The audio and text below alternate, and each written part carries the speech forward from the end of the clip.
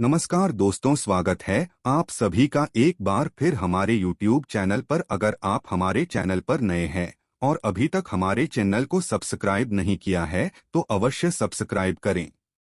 दोस्तों, आज हम आपको बताएंगे व्यक्ति विशेष और हर व्यक्ति से जुड़ी एक सामान्य सी जानकारी, जिसे जानने के बाद आप भी अचंभित हो जाएंगे। अगर आप अपने जीवन में धन हानि का सामना कर रहे हैं, परिवार में कलह का सामना कर रहे हैं, तो उसका छोटा सा कारण है आपके नहाने की आदत।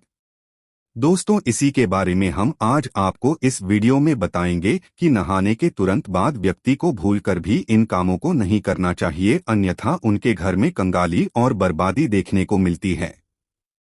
दोस्तों, इसका सीधा सीधा कारण होते हैं हम स्वयं कुछ ऐसी गलतियां करते हैं जिनकी वजह से हमें परेशानियों का सामना करना पड़ता है। दोस्तों, नहाना इंसान के लिए बहुत ही जरूरी होता है और हिंदू धर्म में जो व्यक्ति नित्य स्नान करता है उसे बहुत ही बड़ा पुण्य का भोगी माना जाता है। नहाना व्यक्ति के लिए जरूरी होता है। आमतौर पर व्यक्ति नहाने के लिए बाथरूम में पानी की बाल्टी भरता है और उससे वह व्यक्ति स्नान करता है। ये तो बहुत ही अच्छी आदत है। लेकिन कई लोग क्या करते हैं कि नहाने के बाद बाल्टी और जो नहाने की सामग्री होती है उसको यकायक ऐसे ही छोड़ देते हैं, बाल्टी में आधा जल भरकर ऐसे ही रख देते हैं। यह बहुत ही बुरी आदत है। नहाने के बाद बाल्टी को सीधा नहीं रखना चाहिए, उसे तुरंत ही उल्टा करके रखें। ऐसा माना जाता है कि नहाने के बाद जो पानी छोड़ दिया जाता है उसमें अगर घर का कोई दूसरा व्यक्ति स्नान कर लेता है तो उससे उसकी उम्र घटती है और साथ ही साथ उस पर नकारात्मक प्रभाव पड़ते हैं। दोस्तों, हर व्यक्ति अपनी किस्मत का धनी होता है। हर व्यक्ति के पास अपनी सकारात्मकता होती है, अपनी नकारात्मकता होती है, जिसके अनुरूप अगर आपका समय बुरा चल रहा होता है और अगर आप ऐसा कार्य करते हैं तो आपके परिवार के सदस्यों को भी उतना ही दुख देखना पड़ता है जितना आपको देखना पड़ता है। तो नहाने के तुरंत बाद आपको कभी भी अपनी बाल्टी में जल भरकर नहीं रखना चाहिए। इससे दोस्तों, एक तो ऐसे ही जल की हानि भी होती है और साथ ही साथ पारिवारिक सदस्यों को भी नुकसान का सामना करना पड़ता है। तो दोस्तों, कभी भी ऐसा कार्य नहीं करें। अगर संभव हो तो आपको नहाने वाले शो वर्क का यूज करना चाहिए। इससे धरती का जल भी बचता है और साथ ही साथ आपके कार्य में पानी भी कम लगता है। अगर आप ऐसा नहीं करते हैं तो कोई बात नहीं, लेकिन आपको पानी भूलकर भी छोड़ना नहीं चाहिए ताकि इससे आपको बर्बादी का सामना नहीं करना पड़े। दोस्तों, एक बात और है कि कई लोग क्या करते हैं कि नहाने के बाद विशेष तौर से पुरुष अपने जो भीतर पहनने वाले कपड़े होते हैं, बनियान और अंडरवेयर, कभी भी दोस्तों किसी महिला से इनको नहीं भूल जाना चाहिए। इन वस्त्रों को अंतर्वस्त्र कहा जाता है और इन्हें व्यक्ति को स्वयं ही धोना चाहिए। आइए, इसे वॉशरूम में ऐसे ही छोड़कर नहीं रखना चाहिए और विशेष तौर से रात्रि के समय तो इन्हें गीला करके भूलकर भी नहीं छोड़ना चाहिए। इससे घर में नकारात्मकता आती है और व्यक्ति के अंदर अगर नकारात्मकता प्रवेश कर जाती है तो उसके जीवन में बहुत बड़े कष्ट देखने को मिलते हैं। तो दोस्तों, पुरुषों और महिलाओं को भी अपने अंतर्वस्त्र स्वयं ही धोने चाहिए। इसे किसी दूसरे व्यक्ति से नहीं आना चाहिए और इस बात का आपको विशेष ध्यान रखना चाहिए। अगली चीज की बात करें तो कई लोग क्या करते हैं कि नहाकर आने के तुरंत बाद में वह व्यक्ति अपने पैरों को धोते हैं। दोस्तों, आपको भूलकर भी ऐसा नहीं करना चाहिए। नहाने के बाद मन पवित्र हो जाता है और आपको प्रभु भक्ति में मन लगाना चाहिए। आप अपने पैरों को धोकर वापस अशुद्धता का कार्य करते हैं। पैर धोकर आप सोचते हैं मन ही मन की आप शुद्ध हो गए हैं, लेकिन हिंदू धर्म में ऐसा करना वर्जित माना जाता है। हिंदू धर्म में पैरों से सिर की तरफ स्नान किया जाता है। अगली चीज है कि नहाते समय व्यक्ति को भूलकर भी मौन होकर नहीं नहाना चाहिए। हिंदू धर्म में ऐसी परंपरा है कि नहाते समय मंत्रों का उच्चारण किया जा रहा है, भजन का उच्चारण किया जाता है या मन ही मन कोई गाना गुनगुनाते हैं। लेकिन जब आप नहा रहे होते हैं तो मौन होकर व्यक्ति को कभी भी नहीं नहाना चाहिए। वैज्ञानिक दृष्टि से भी इसे गलत माना गया है। दोस्तों, विशेष तौर से सुहागिन महिलाओं को नहाकर आने के बाद तुरंत सिंदूर नहीं लगाना चाहिए। ऐसा माना जाता है कि अगर कोई महिला ऐसा करती है तो उससे उसके पति की आयु कम होती है। सिंदूर तो नहाने के बाद ही लगाया जाता है, लेकिन जब आप नहाकर आए तब आपको यह ध्यान रखना है कि अगर आपके बाल गीले हैं तब आपको सिंदूर नहीं लगाना चाहिए। ऐसा करके आप सिंदूर का अपमान कर रहे हैं और इसके साथ ही आपके ऊपर नकारात्मक प्रभाव आते हैं, नकारा विचार आते हैं। तो आपको इसे लगाने से बचना चाहिए, आप उसके बाद लगा सकते हैं। दोस्तों, इसी तरह नहाने के तुरंत बाद आपको कभी भी नुकीली चीज जैसे कि नेल कटर का यूज हो, शेविंग हो, ये चीजें आपको नहीं करनी चाहिए। दोस्तों, ये चीजें नहाने के पहले की जाती है। अगर नहाने के बाद आप ये चीजें करते हैं तो नहाने का पुण्य आपको प्राप्त नहीं होता है।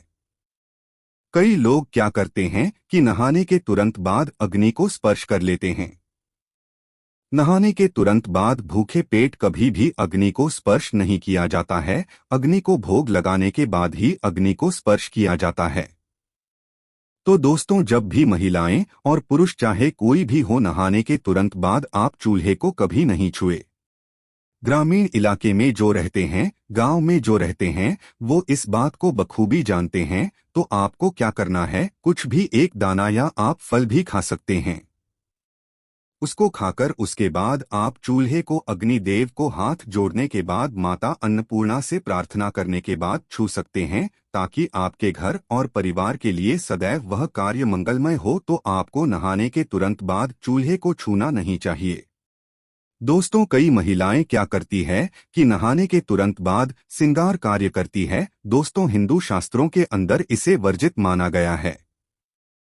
आप कहेंगे कि श्रृंगार तो नहाने के बाद ही किया जाता है, तो आपकी बात बिल्कुल सही है।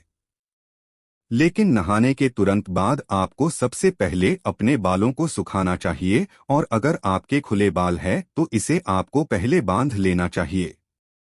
दोस्तों, ऐसा माना जाता है कि खुले बालों में नकारात्मक शक्ति बहुत ही जल्द प्रवेश कर जाती है, और गीले बालों के साथ में नहीं, बल्कि आपको गीले बालों को सुखाकर ही आपके आगे भले कार्य करने चाहिए। तो अगर आपके बाल गीले हैं तब आपको कभी भी श्रृंगार कार्य नहीं करना चाहिए, ताकि आपको उसका पुण्य प्राप्त हो, न कि आपको उसका नुकसान देखने को मिले। कई लोग क्या करते हैं कि नदी स्नान करते हैं, तो आपको यह जरूर ध्यान रखना चाहिए कि जब भी आप नदी स्नान करें तब नदी का स्नान करने से पहले सबसे पहले आपको अपने हाथों से, आप जब नदी के अंदर प्रवेश करें तब आपको नदी माता को प्रणाम और साथ ही अपने स्वास्थ्य की अच्छी मनोकामना न मांगने के साथ ही नदी में प्रवेश करना चाहिए। और जब आपका स्नान पूरा हो जाए तब आपको ध्यान रखना चाहिए कि जल की कुछ बूंदें आपको भगवान सूर्य देव को अर्पित करनी चाहिए। अगर आप ऐसा नहीं करते हैं तो आपको नदी स्नान का पुण्य प्राप्त नहीं होता है। शास्त्रों में भी ऐसा कहा गया है कि अगर आप नदी स्नान करने जा रहे हैं तो सबसे पहले आपको नदी माता को प्रणाम करना चाहिए। इसी तरह एक साथ अनेक व्यक्तियों का नहाना वर्जित माना गया है। जी हाँ दोस्तों, नदी स्नान या किसी पुण्य स्थल पर स्नान करना शुभ माना जाता है, उससे आपको सौभाग्य की प्राप्ति होती है। लेकिन अगर आप अपने घर में ही स्नान करते हैं तो अगर आप कहें तो दो व्यक्तियों को कभी भी साथ स्नान नहीं करना चाहिए, और विशेष तौर से महिलाओं को यह ध्यान रखना चाहिए।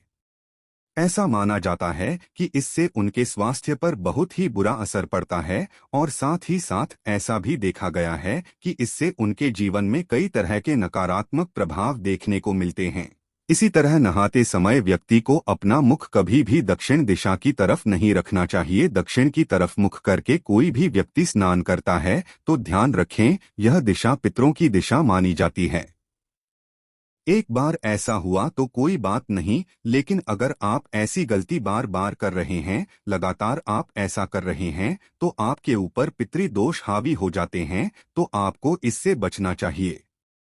दोस्तों, इसी तरह माना जाता है कि सूर्यास्त के बाद कभी भी स्नान नहीं करना चाहिए, विशेष तौर पर जब सूर्य अस्त हो रहा है उस समय। उसके बाद आप गर्मी की थकान में रहते हैं और कई व्यक्ति स्नान करते हैं, अच्छी आदत है, लेकिन आपको सूर्यास्त के समय, जिसको गोधूली बेला कहा जाता है, उस समय विशेष तौर से आपको स्नान करने से बचना चाहिए, अन्यथा आपको कई प्रकार की हानि का सामना करना पड़ता है। की तरह जो छोटे बच्चे होते हैं, छोटे बच्चों को नहाने के तुरंत बाद आपको काला टीका लगाना भूलना नहीं चाहिए।